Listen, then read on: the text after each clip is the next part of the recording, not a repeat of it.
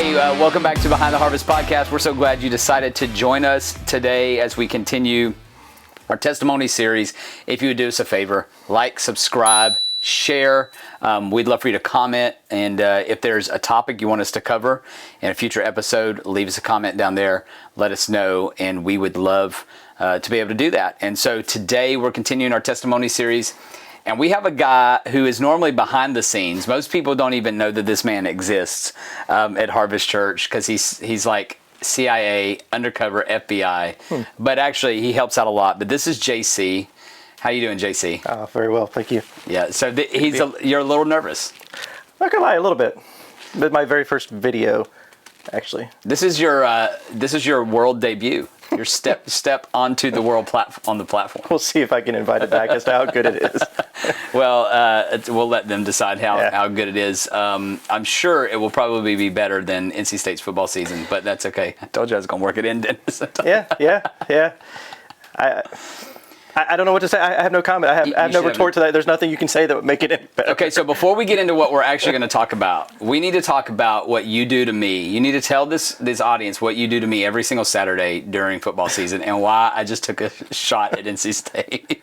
I don't even remember how it started. Somehow, I think it was just I was mowing grass one day and it just happened to be a football game coming on and I just decided to text just some kind of slight against Georgia and NC State, who I don't know if they've ever played, maybe back in like the days before I was ever born, but and it just started happening every Saturday, and it's kind of become a tradition. It is a tradition.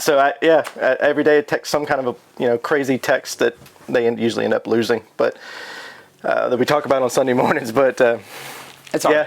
It's fun. It kind of started out as just a simple text, and it's kind of become almost tradition. Which I guess is how traditions start in the first place. And it's fun because now I look forward to it, and we banter back and forth about football. And if I forget, I get upset. Yeah, it's okay. Yeah, I get upset too if you forget. But we were talking about the podcast and sharing testimonies and sharing stories, and one of the things that we were talking about is kind of your upbringing with church. I mean, you've been in church for your entire life. Pretty much.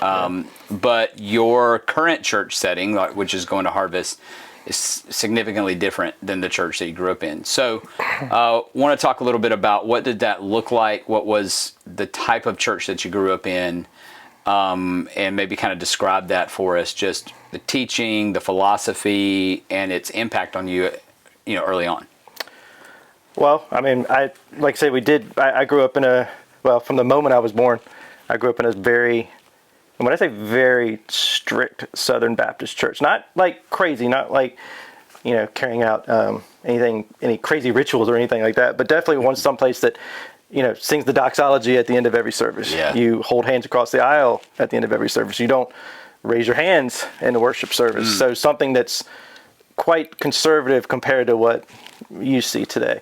So like I said, I grew up from the moment I was born in kind of a very, what you call traditional, speaking the King's English, King's English from the King James Bible for those first few years.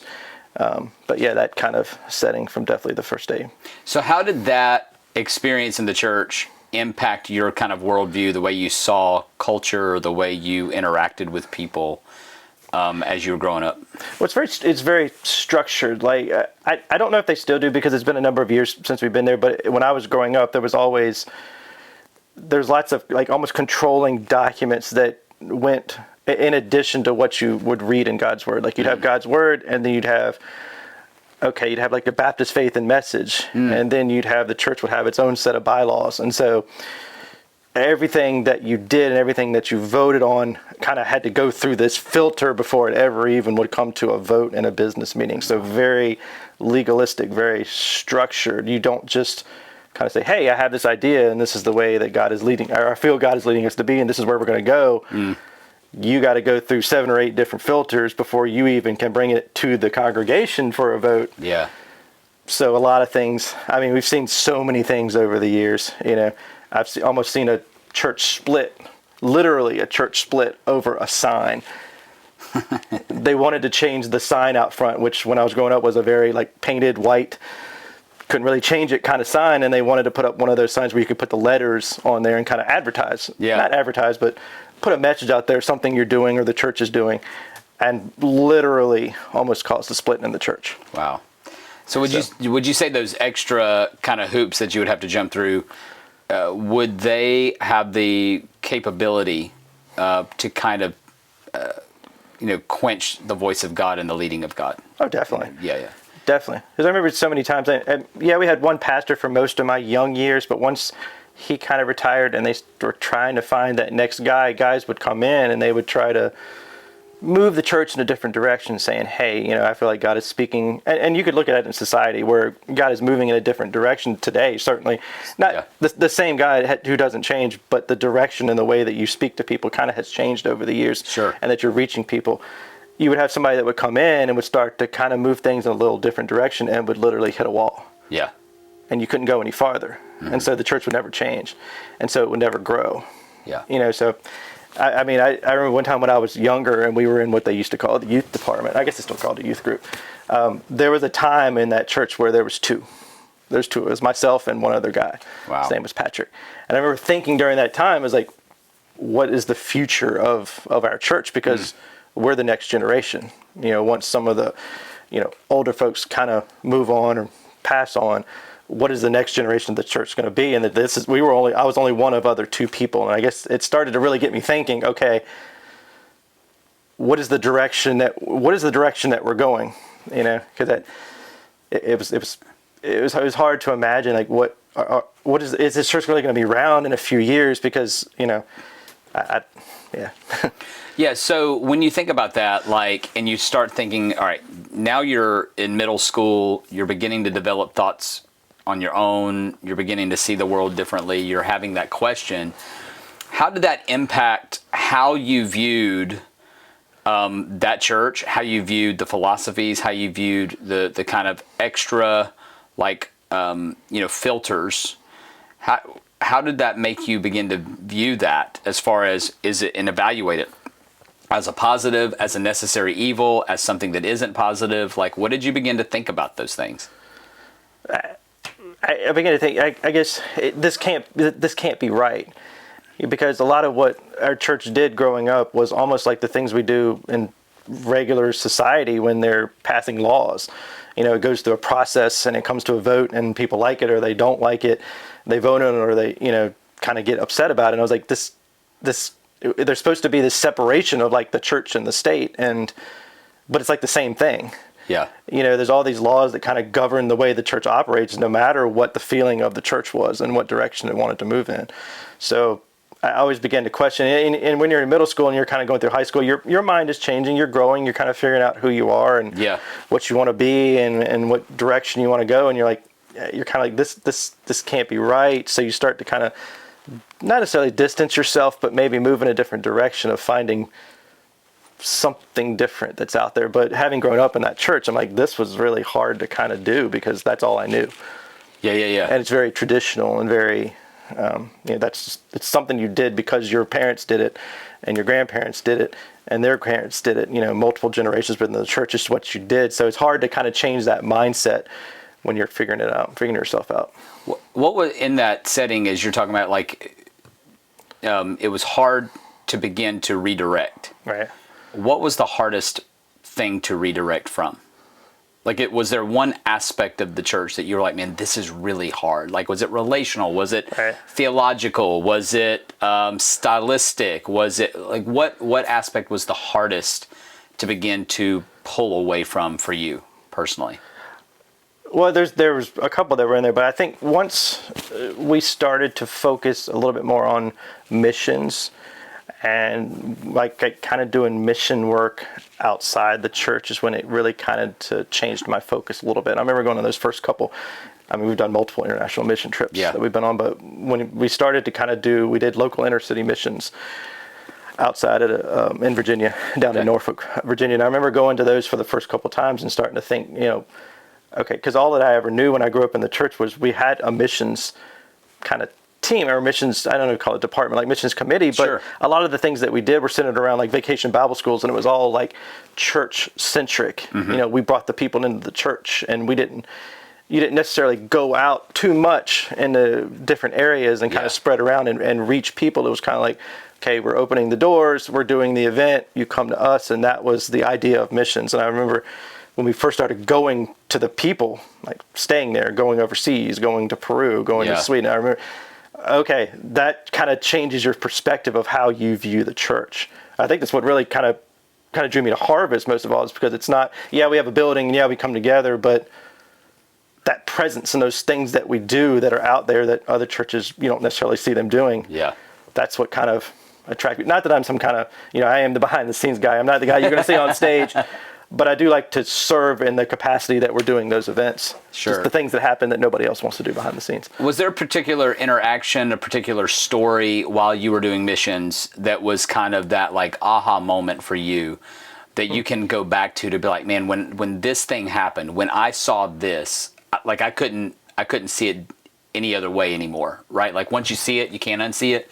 Okay. Was there an interaction, a place that you went, a place that you served, an individual that you met that really was like, whoa, I have a completely different paradigm of church and what we need to be doing? I don't know if it was like a silver bullet answer, like a single person or a single event, but I remember going to Peru for the first time, and our church had done a couple trips to Peru at that point, and I went on what they called a medical missions team. I have no medical knowledge or anything like that. I'm like, wait a second, we're finding out something new about you, JC. But I remember going to see that for the first time, and I actually ended up getting really sick on that trip with altitude sickness. Well, good thing you're on a medical mission. Yeah, it's kind of a bit of ironic there, but I remember seeing that area for the first time, and this is a very underdeveloped part of Peru. Yeah. And deep in the mountains, I think it was 11,000 square feet. It was in a valley, and going to see these people for the first time that didn't have running water. Yeah. Barely had electricity. Washing clothes in the same river that animals kind of did their business in. Mm-hmm. And seeing all that for the first time of people that had no hope. Like, what was their hope for tomorrow? The hope is the same thing as today, and there wasn't. I remember going on that event and then interacting with people for the first time, and you're like, okay, that really starts to kind of understand about taking the gospel to different areas where it's never been before. Yeah, that's pretty awesome. So I think it was more of kind of the encompassing event that we did that whole time. The week, I think it was a week, or maybe a week or 10 days that we were there, and that everything. Yeah. Together. So. We have missions. We're beginning to disassociate with the traditional type church upbringing that you've been a part of, that I grew up in, right? Like we have very similar stories and experiences. So at what point did you and your family, or what point did you in your life, was it before you were married, after you were married, whatever, begin to shift and say, okay, we're not going to actually go to a very traditional church. We're going to shift and go to something that might be a little bit different than what I'm used to. I can tell you it wasn't easy. Yeah. I can tell you it happened over time. Leaving that church was probably the hardest thing that I've ever done. And it was a situation where I had to, if anyone that knows me knows that I'm not one that's prone to wild acts of, spontaneity and, I'm just going to do something out of the, it's been said, awesome. It's been said I'm kind of like an 80-year-old trapped in a 43-year-old body. I'm that guy that you're not going to see that a whole lot. So for me to do something like that I've grown up in for, I think it was, 30-ish, 35 years almost at that time in my life, I'm not one that's going to do that. So it was kind of something that happened over time, and I literally prayed continuously and constantly for the better part of a year. Okay, I can't do this alone. And it's like the God moments that you talked about on Sunday. I had to go and be like, if you want me to do this and you're leading us in a different direction, you're going to have to do something that's going to kind of shake the foundation a little bit. Sure. I can't just walk away and be like, okay, yeah, I'm good, I'm done. I'm going to try something new and different. So I remember it was a process of a very long time. And there was a time in that church where I guess it just, for lack of a better term, I literally got burned out. Mm-hmm. Our house that we had purchased was about 45 minutes-ish, I think, away from the church. So you're talking about 2 hours worth of driving. There was a time when I was on 4 different, what they used to call committees back in the old Baptist church days. I don't think they're really called committees anymore, but I was the chairman of 2 different committees. We were involved in the youth group with the youth department. We were youth leaders.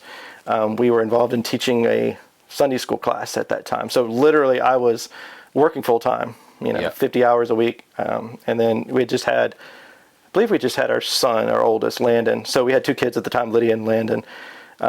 She was kind of working, when she could, but I was working full time. I mean, literally, we're on the road all the time, and I'm in that church. I'm working, and I'm literally driving from work to the church every single night of the week.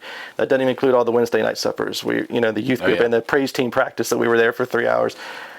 It was literally like I was working more hours at the church, volunteer-wise, than I was getting paid for at my regular job. And it wasn't about the getting paid part, but it started to click in my mind, like, wait a second, this is a lot. And mentally, you just get burned out. Yeah. I mean, the worship experience for someone who's kind of involved, and there was only 2 of us. There was myself and another guy named Jonathan, who were the sound and media committee. We would do both services. We would run both services. I was on the soundboard, and he was the computer genius. He did the programming. It was the perfect team of people because we kind of complemented each other. Sure. He did all the technical stuff that I wouldn't even begin to understand, but he didn't have the ear to listen. So it was like the perfect team that we had together. But we were there for all weddings, funerals, all things, everything that we did. And so I remember just thinking, like, oh my goodness, it was just, I was so much burned out. Because like I said, that worship experience for someone who's doing things behind the scenes is different from someone sitting in the audience. Completely. It just is. Whether or not you want to believe it, it just is, because you're doing stuff. And I can only imagine if you're speaking, it's like your experience is different as well. So. Well, the speaking is the easy part. Right, yeah. That's the easy part. All the other stuff, like when you talk about like the tech stuff and the music stuff and the sound stuff and all of that stuff behind the scenes, that's a lot more stressful than and the TV's turning off while they're worshiping, and and you're running around back and forth, trying to give your hand signal. Yeah, it's just your experience is quite a bit different. And so there just came a time when I was so tired and so burned out but I couldn't walk away from that. From someone like me who has a servant's heart, I love to be behind the scenes and involved in as much stuff as I can. It's just how I've always been. I love that. Yeah. Where you do a lot of stuff, but you don't get the credit because I don't want the credit. I like helping others. But it got to a point where I was like, okay, we have to figure out something. Yeah. And through a kind of a series of unfortunate events, which I'm sure we don't have time for, I ended up just getting to a point where I said, okay, we're done. And we had no direction. We had no other church that we were attending. We had no other thoughts of churches we were attending. Yeah. So at that point, it was just kind of like, okay, we're going to quit. We're going to step back, not quit, but we're going to step away from that church and kind of see where it leads from there. See where it leads, yeah. And that's still in Virginia. That's still in Virginia. Yeah, that's still in Virginia. Yeah. Yeah, it's interesting you talk about like the serving piece and all that kind of stuff. One of the things that people don't really know about you is, our thing, and I've told our people from the beginning, you will get burnout. We want to build teams. We want to have multiple people that can do multiple things. We want to give you times off. We want to give you breaks, not because we don't like the job you're doing or whatnot, but we want this to be for you, something you can come and serve, but not have like you just described. Yeah. Like I've led churches that way, seen that, been in that, no fun. So we try to build teams and recruit as many volunteers as we can and get them implemented so that we don't have those issues. And sometimes that's avoidable, sometimes it's not. It just is what it is. But one thing people don't know about you is when we did switch the teams into pulling the trailer, but this shows incredible responsibility and ownership. You text Chase and I, who, if you don't go to Harvest, he's our other pastor, and you said, hey, I really would like to be on there a little bit more because this is the opportunity I have to serve because of my job. And so we were like, okay, absolutely, and so a lot of people don't know that about you, as far as your heart for serving, how you want to be involved, how you do want to serve. And that ownership that you have over that, it's pulling a trailer. But in the church planting world, if somebody don't pull the trailer, we in trouble. Right? And so some people don't know that's such an, that's the thing that you're talking about. We just broadcasted it to them. Hey, well, if you're listening now, you know how important it is. But I think that's really where it's so invaluable to highlight things like that and highlight things like the sound and the TVs and the cameras and the things, because it's like those things are so important to what we do and what we can do. And most people don't know actually how invaluable those skill sets and how invaluable those little parts of serving are, right? And so, but it's an opportunity to honor you and to represent and all that stuff. It's interesting. I actually sent him that message just as kind of making sure I wasn't doing something incorrectly, just kind of as a clarification. But I was like, hey, I love doing it because I work the night shift, and so I don't have a whole lot of opportunity during the day to kind of do other things within the church. Go to a harvest home that meets in the afternoons or something, something like that. We have to be kind of limited with my hours, just because anybody that's ever worked the night shift knows trying to sleep and live a normal life is difficult. Very difficult. It's difficult at best, mentally speaking. So we have this traditional upbringing, this traditional background, and now, you are now part of a church plant that's going on. This September will be 3 years. Wow. And and what's interesting is I want to talk to you a little bit about it, because I think if someone with a traditional mindset would walk into a service at Harvest, they would say they would probably get the perception that we're not traditional, nor do we carry traditional values, right? Values, right? However, part of what you're talking about and I think what you represent, your hat is 45 and 47, Donald Trump 45, Donald Trump 47. And so while you have kind of transitioned out of the traditional, from a religious standpoint, from a church standpoint, model into more contemporary, more decentralized in ministry, that's what we would say. I think the philosophy is more decentralized, not bringing people into the building, but going out. By your hat, everybody will know you've also kept very traditional conservative values. So like the thought I have is, talking about leaving something and it being so difficult, right? I think that appeals to a lot of people, because think about anytime there's a lot of people that have left something. Sure. Whether it's a relationship, whether it's a job, it could be a church, it could be a city, it could be a town. So you mentioned, what makes it the hardest thing to leave? Well, for me, just leaving something that I'm comfortable in and comfortable with, and it's, I watch a lot of the same movies over and over again because I don't like surprises. I don't like something that I don't like, that I don't see coming. So it's I guess it's a comfortability thing for at least someone like me that thinks like me. Yeah. Some people are like, spontaneous and like to do something new no matter what at all times, and that's cool. But for me, I'm like, I don't know. Let me see how it goes, and then I can make that decision down the road. So I think it's a comfortability thing probably more than anything else, for sure. Yeah, that's good. That's good. So now we'll kind of hop into the church planting world and Harvest. And so I want to talk a little bit about what might seem kind of juxtaposed to people, right? So if you were to walk into Harvest on a Sunday morning, if you were to think through the philosophy of Harvest, you would probably say it's a very non-traditional church in its methodology, in its expression, right? Sure. You literally never know what's going to happen from one minute to the next, or whatever. And so people would probably, the dress, the feel, the pre-service music, the colors are black and white. It's just very non-traditional. And yet you're part of that and invested in it, and your whole family is. And you are also, though, here with a 45-47 hat on. So Trump 45, Trump 47. So from a cultural standpoint, politically, you would hold very traditional values.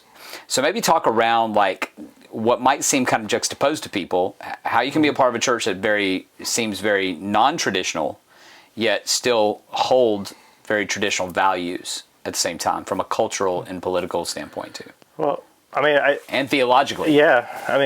I think if someone that walks out of a traditional setting and they walk into Harvest, if I walk directly from what I grew up with and I walked into Harvest, my first question would be, okay, how does it adhere to like a Baptist faith and message? Yeah. How does this match up? Like, are we? Because I remember hearing about our Converge for the first time. I had no idea what that even was until I kind of researched it, and we become in partnership with them. So that would be if I was walking from what I grew up with into that. That's my first question: is okay, what are we aligning with? Yeah.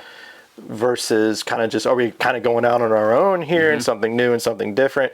Or are we kind of like, okay, this is the direction that we're going, and we're just kind of maybe, moving the needle a little bit. So that would be my first question if I was coming out of it. But I mean, traditionally speaking, I think you spoke of like dress. We're kind of I think at Harvest, you'd say we're a come as you are. Yeah. We would love you no matter who you are, what background you're coming from. One of the things I've always loved about Harvest, and I've always said it from the beginning, I think I remember mentioning it the first time, was like, I love the honesty, like just the blunt honesty kind of Harvest, where we say, we've got people in our midst that are suffering from the same things that you're suffering from. Yeah.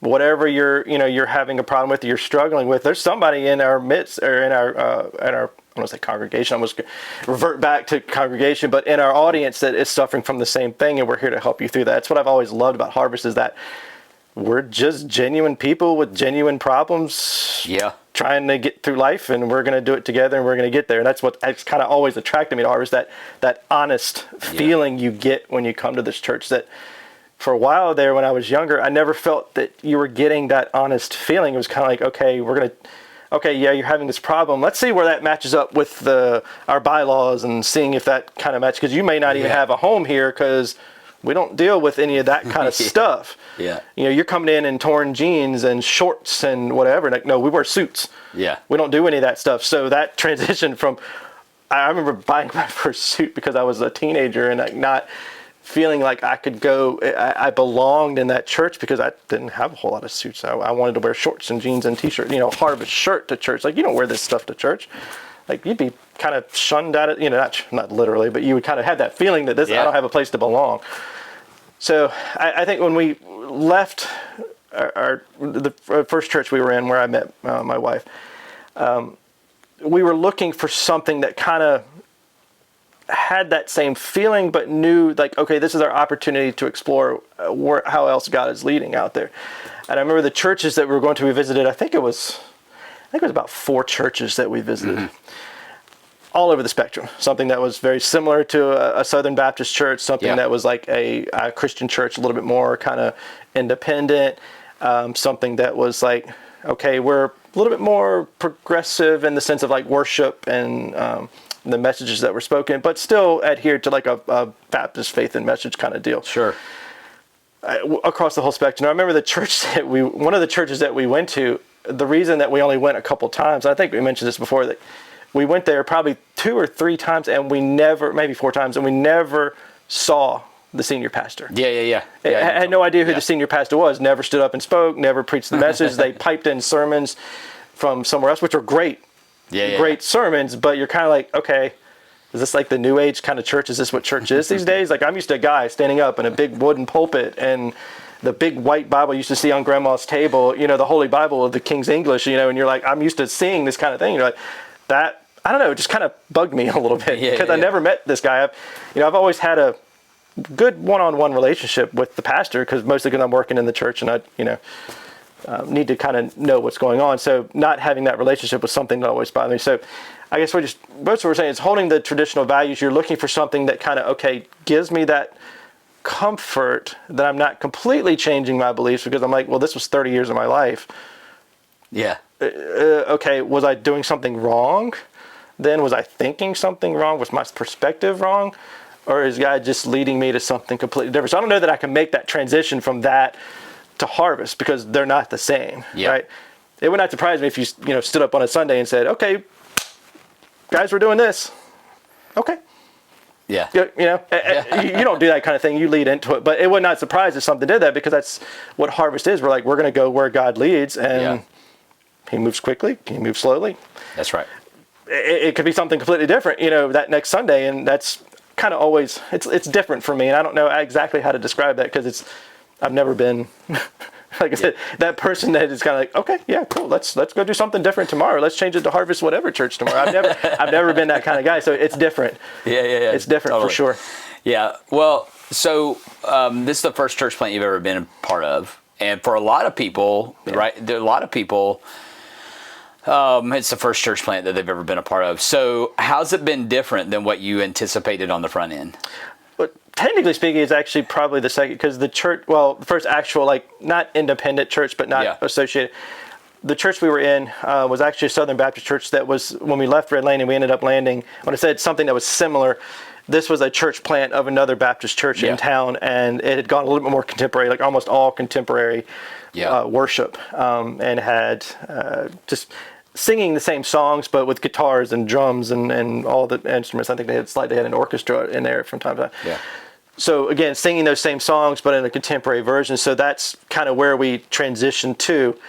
That was more of a church plant. I think we spent probably, I think it was 5 or 6 years. I could be getting that wrong, but 5 or 6 years that we were there before we ended up moving to South Carolina. Well, just how's church planting been a little bit different than you thought it would be? I don't know that I think it's different than what I thought it would, because I didn't know what that was. Like church planting, from what I had been used to, was like, kind of like internationally, where you're kind of just telling people about Christ for the first time. Yeah.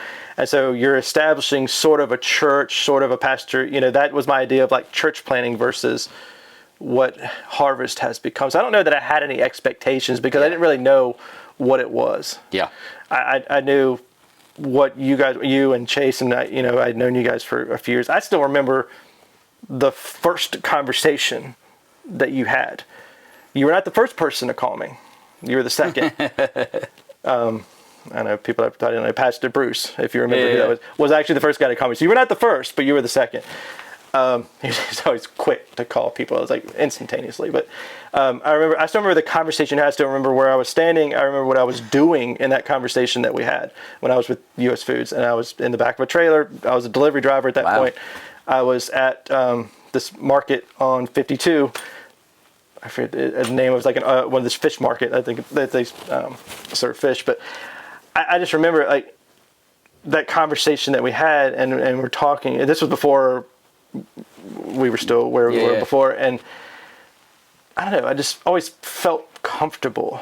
Like I knew that this was where we needed to be, and where God was leading us to be. And I didn't know what it was going to be. I didn't have any expectations, but like, okay, I know. It just felt right. Like I don't know how to describe that feeling. It's not like a silver, answer. It's just you just know.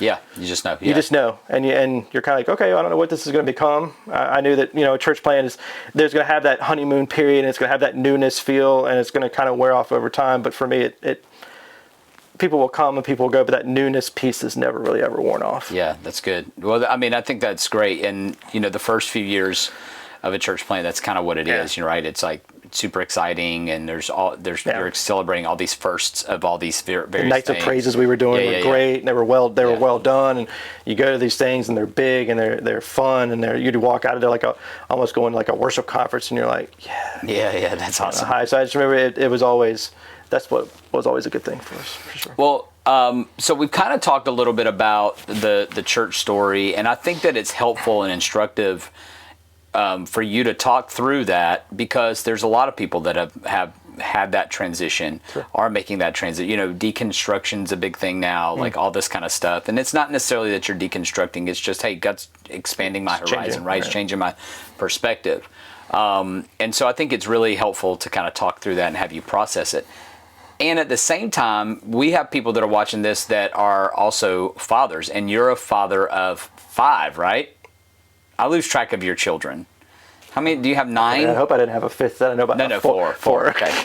I always feel like Bree. I always feel like I see Brianna, and it seems like she has like 9. Kids get attracted to her. Yeah. So I'm like, where did all these kids come from? Yeah. No, but I think it's important because you have teenagers, you have young children. 2. Well, 1 teenager, and 1 that will be a teenager in June. So if you're talking to all the fathers, like, how has your faith in Jesus impacted you as a father? Again, I don't know that I could put it into a nice shiny box, because we have, and I think Ray would admit, we have 4 very different children. Yes.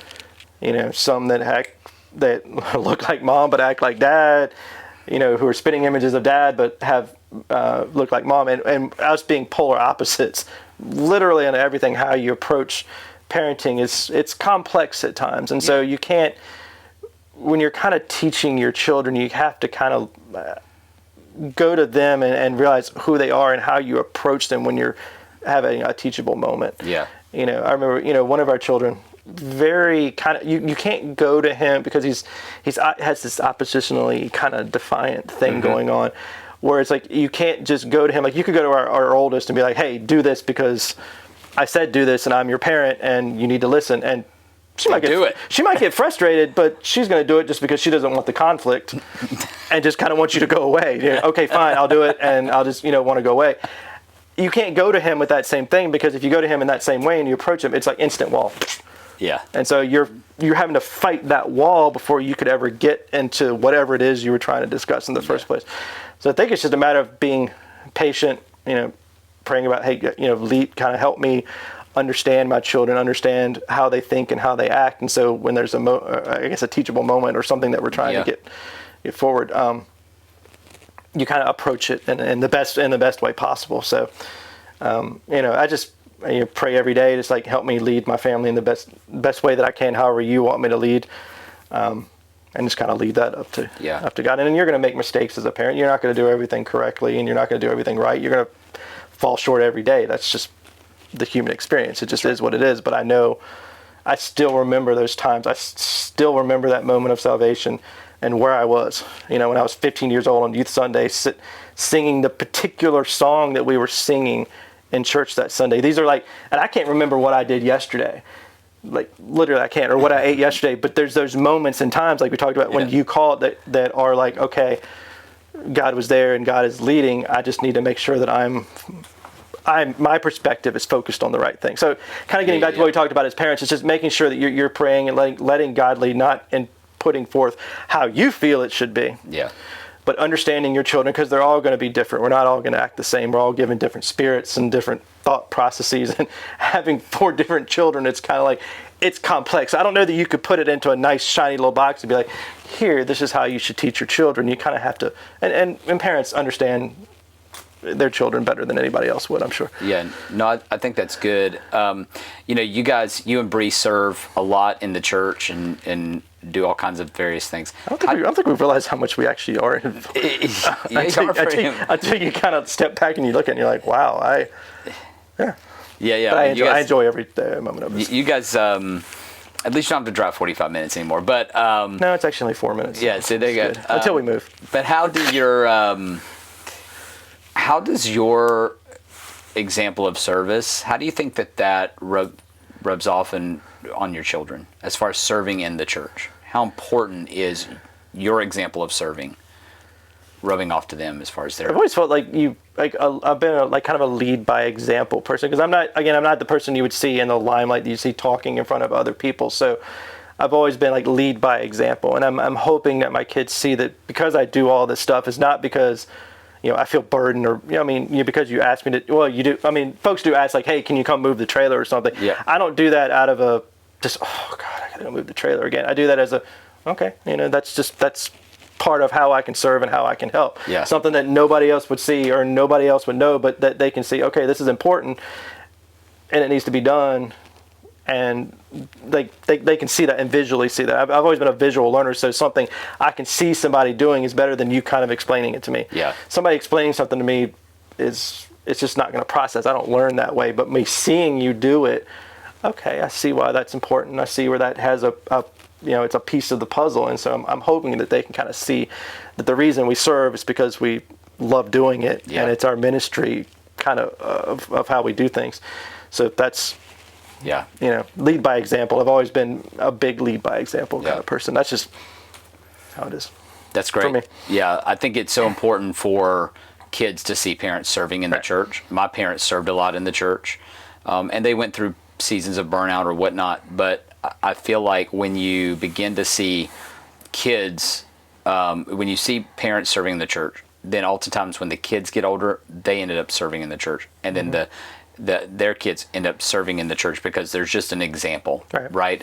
As long as there's good boundaries and all that kind of stuff and it's healthy, there's that example, and then they grow up and say, okay, this is something that's a priority for my life. Sure. All right.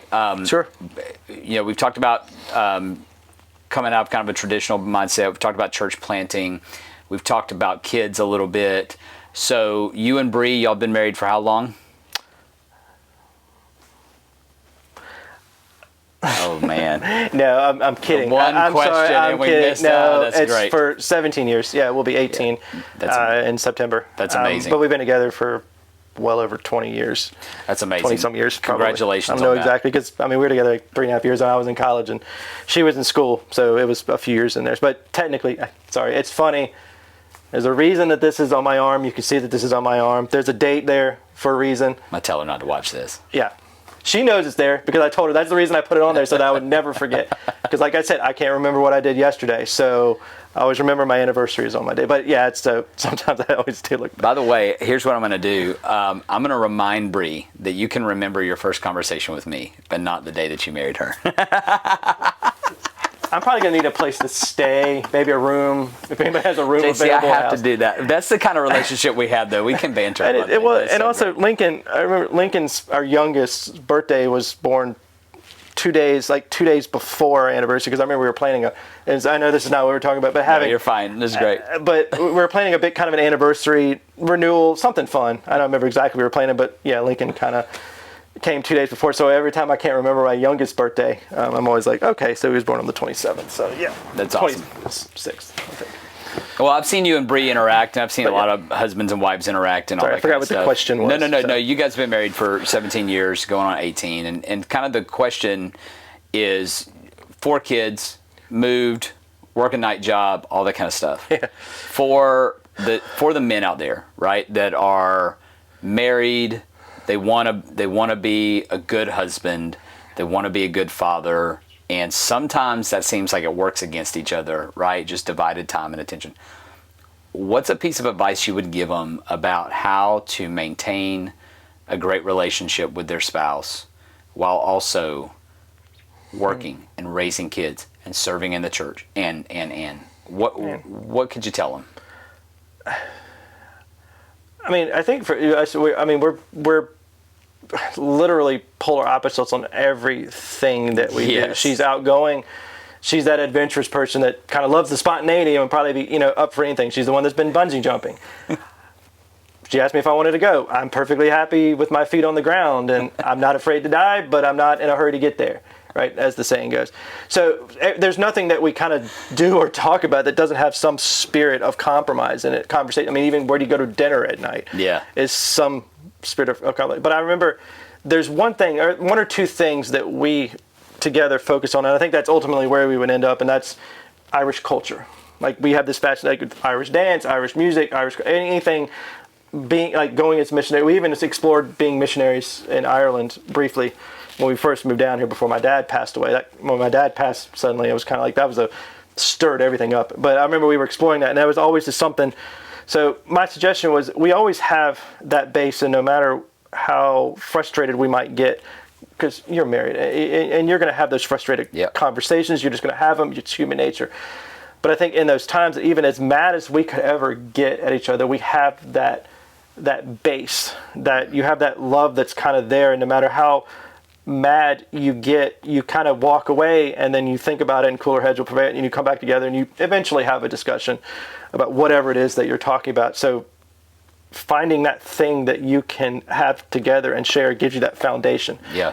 Because without that foundation, I feel like you get to a point where you're just like, okay, whatever, and it's easy to walk away. But when you have that, you're always like, you never get farther than that. Yeah. So I guess if I had to say anything, that would kind of be, and I think for us, that kind of goes back to we were together for a number of years before we were married. I mean, we always laugh and say married for us was kind of more of a technicality because we had been together for so long at that point. It was kind of like, okay. Well, it's about time to do that. But yeah, so I guess if that kind of answers the question, I guess just having that base, that love base there, and no matter what it is that you're talking about or you're frustrated with, you have that to fall back on. Yeah, no, I think it's a good answer because it's very practical, right? And it's very real, and it's something that anybody can do, right? It could be anything. Anything, anything, whatever you guys share it together. And there's always something. Always some common ground that you guys can find, and just talking it out. Which I know that's me saying talking it out as not being a big talker is kind of a weird thing, but yeah, no. Well, you made it. Yeah, you made it. Thanks so much for coming on the podcast. I hope you enjoyed it. I loved hearing the story.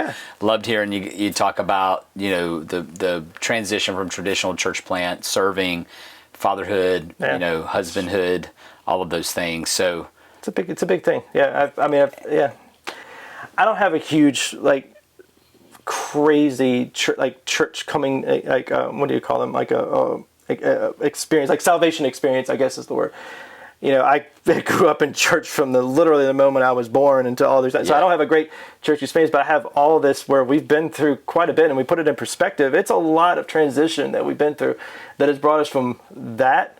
And we're talking like the old hymnals, the brown, the old school hymnals, you know, these crazy, singing all 6 verses of Just As I Am to Harvest. And I'm like, there's a whole lot of that goes in between that. Yeah. And I think that, that salvation experience is different for folks like us. And Brianna grew up in church as well. Same kind of deal that I did, and so we had that kind of similar sharing together. But yeah, it's just important because I don't have this crazy thing like light from the sky and all of a sudden, salvation, I'm like, that would have been cool. You hear some of these experiences and you're like, wow, that was really cool and really neat. But, I never really had that. I was kind of like, I had heard about Jesus all my life. And I kind of had that. Yeah. I just felt the urge and we went forward one Sunday morning, There you go. But thank you for having me. It's been different.